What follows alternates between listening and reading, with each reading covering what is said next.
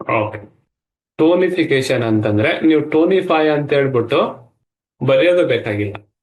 ಒಂದು code word use ಮಾಡಿದ್ರೆ ಮುಗೀತು. ಟೋನಿಫೈ ಅಂತಂದ್ರೆ ಮೇಲೆ ಬಾಣ ಹಿಂಗ್ ಮಾಡ್ಬಿಟ್ಟು ಹಿಂಗ್ ಮಾಡ ತೋರಿಸ್ತೀನಿ ನಿಮ್ಗೆ. ಸೆಡೇಷನ್ ಅಂದ್ರೆ ಹಿಂಗ್ ಕೆಳಗಡೆ ಹಿಂಗ್ ಮಾಡಿದ್ರೆ ಸೆಡೇಷನ್. ಟೋನಿಫೈ ಅಂತ ಬರೆಯೋದು ಬೇಕಾಗಿಲ್ಲ. ಒನ್ ಟೋನಿಫೈ ಅಂದ್ರೆ ಒನ್ ಮೀನ್ಸ್ ಇಲ್ಲಿ ನಾವು ಆಕಾಶ ತತ್ವವನ್ನ ರೀಪ್ರೆಸೆಂಟ್ ಮಾಡ್ತೀವಿ. ಅದನ್ನ ನಿಮಗೆ ಆಕಾಶ ತತ್ವ ಹೇಳುವಾಗ ಹೇಳ್ತೀನಿ. ಆಕಾಶ ತತ್ವದ ನಂಬರ್ ಏನಪ್ಪ ಅಂದ್ರೆ 1. ಸರಿನಾ? ನೀವು ಲಂಗ್ ರಿಫ್ಲೆಕ್ಸ್ಗೆ ಪರ್ಪಲ್ ಕಲರ್ ಹಾಕಿದೀನಿ ಅಂತ ಬರೆಯೋದು ಒಂದೇನೆ. ಲಂಗ್ 1 ಬರ್ದ್ಬಿಟ್ಟು ಹಿಂಗ್ ಮೇಲೆ ಬಾಣದ ಗುರುತು ಮಾಡ್ಬಿಟ್ರೆ ಮುಗೀತು. ಸರಿನಾ? 100 ಟೈಮು ಉಳಿಯುತ್ತೆ, ಮತ್ತೆ ಪೇಜ್ ಉಳಿಯುತ್ತೆ. ಪೇಜ್ ಉಳಿಸೋದು ಇಂಪಾರ್ಟೆಂಟ್ ನಮ್ಗೆ. ಹೌದಲ್ವಾ? ಹಾಗಾಗಿ ಈ ಹೊಸದನ್ನ ಕಲಿಬೇಕು. ಇದನ್ನೆಲ್ಲ ಬರಿತಾ ಕೂತಾಗ ನೀವು ಸಾವಿರಾರು ಬುಕ್ಸ್ಗಳು ಬರೆದ್ರು ಕೂಡ ಸಾಕಾಗಲ್ಲ. ಹಾಗಾಗಿ ಕೋಡ್ ವರ್ಡ್ ಗಳನ್ನ ಯೂಸ್ ಮಾಡಿಬಿಟ್ಟು 125 325 1 ಬರೆದ್ಬಿಟ್ಟು ಮೇಲೆ ಬಾಣದ ಗುರುತು ಮಾಡಿದ್ರೆ ಮುಗೀತು. 3 ಬರೆದ್ಬಿಟ್ಟು ಮೇಲೆ ಬಾಣದ ಗುರುತು ಮಾಡಿಬಿಟ್ರೆ ಮುಗೀತು. ನೆಕ್ಸ್ಟ್ ನೀವು ಕಲರ್ ಥೆರಪಿ ನಾನು ಹೇಳುವಾಗ ಏನ್ ಮಾಡ್ಬೇಕು ಗೊತ್ತಾ? 25 ಸೆಡೇಷನ್ ಡಿಟೇಲ್ ಆಗಿ ಹೇಳ್ತೀನಿ ನಿಮ್ಗೆ ಪೇಡ್ ಗ್ರೂಪ್ ಅಲ್ಲಿ. ಇನ್ನು ಇದ್ರ ಡಿಟೇಲ್ ಆಗಿ ಬರುತ್ತೆ.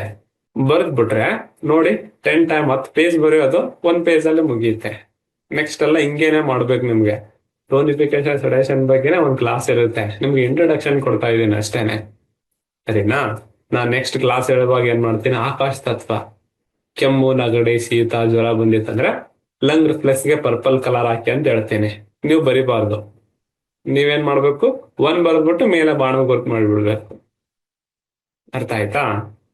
ಅಗ್ನಿ ತತ್ವ ಏನಪ್ಪ? ಅಗ್ನಿ ತತ್ವ ಸಂಕೇತ ಸರ್, ಊಟ ಮಾಡಿದ ನಂತರ ಹೊಟ್ಟೆ ಉಬ್ಬರ ಆಗುತ್ತೆ, ಅಸಿಡಿಟಿ ಆಗುತ್ತೆ, ಗ್ಯಾಸ್ಟ್ರಿಕ್ ಬಂದಂಗ ಆಗುತ್ತೆ, ಜೋಮ್ ಬರುತ್ತೆ, ತಿರುಗಳೆಲ್ಲ ಆಯಾಸ ಬರುತ್ತೆ.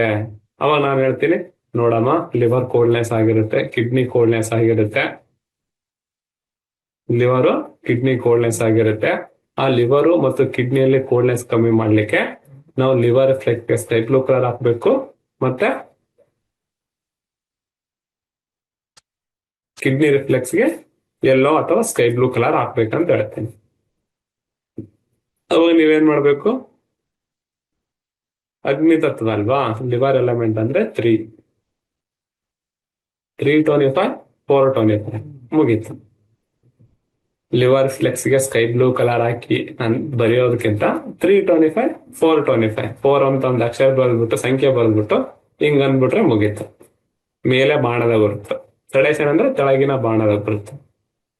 ಈಸಿ ಆಗುತ್ತೆ, ಟೈಮು ಕಮ್ಮಿ ಹೋಗುತ್ತೆ.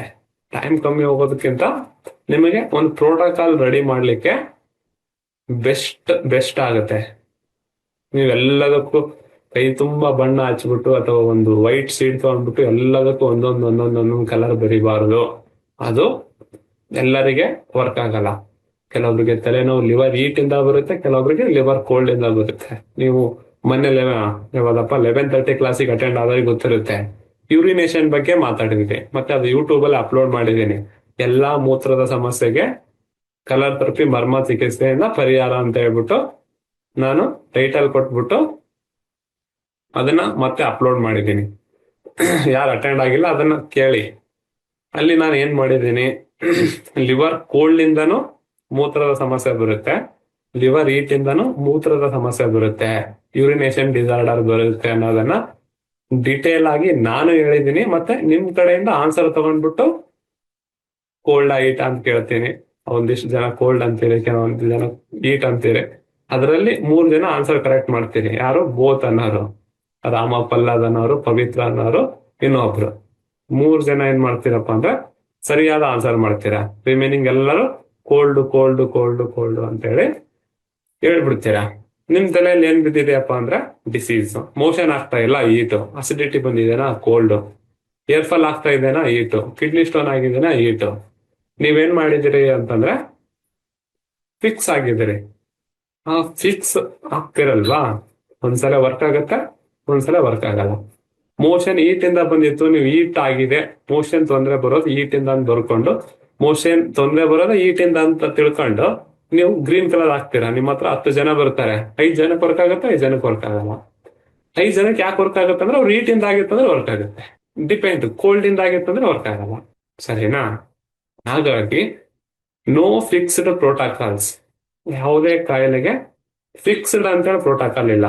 ನೀವು ಮುಂದೆ ರೆಡಿ ಮಾಡಬೇಕು ಅಂದ್ರೂ ಕೂಡ ಫಿಕ್ಸ್ಡ್ ಪ್ರೋಟೋಕಾಲ್ಗಳನ್ನ ರೆಡಿ ಮಾಡಬೇಡಿ. ಅದು ನಿಮ್ಗೆ ಆರಾಮ್ ಮಾಡ್ಬೋದು, ಮಾಡದೇ ಇರ್ಬೋದು.